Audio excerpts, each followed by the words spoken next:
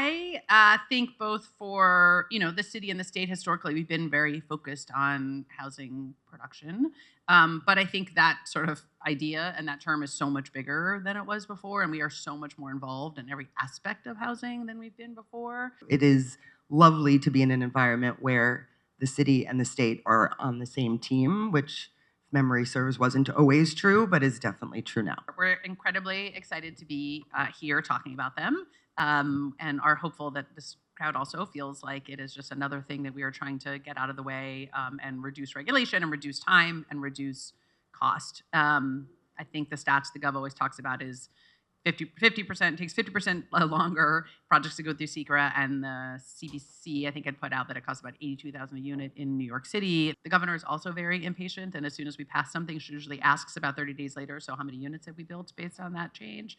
And I love that. Patience is your best quality, Dina. So impatience is your best quality. So, really making sure that we are focused on getting things done faster is where we are right now. So please do that. Faster, faster, faster. We will be putting out a competitive RFP in hopefully the coming months to identify different sort of strategic interventions there where we as the government can partner with the private sector to find new ways to offer property insurance, liability insurance. It's insurance, expense. So finding some really successful interventions here feel really, really important. The goal across the board of bringing insurance premiums down by up to 30%. I think for our perspective, we have tried year over year to come back with different programmatic resources to meet the needs of, what's kind of a broad set of needs in the preservation space that is everything from sort of gut rehab to tenant in place rehab to sort of some light systems touch. We have a ton of fragility going on in the rent stabilized stock.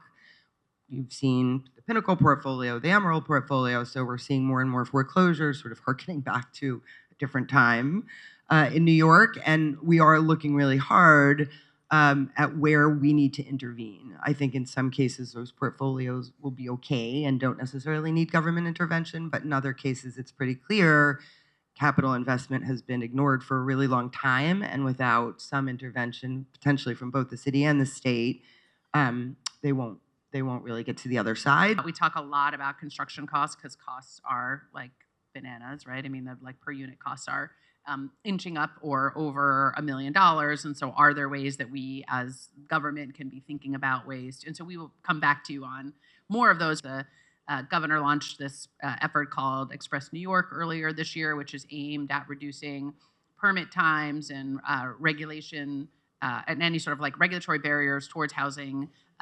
Will Ennis moved over from the city to the state and is leading that for us at the state. And so we will be back out talking to people about ways that we can reduce barriers, reduce permit times, in order all towards the effort of getting housing built faster.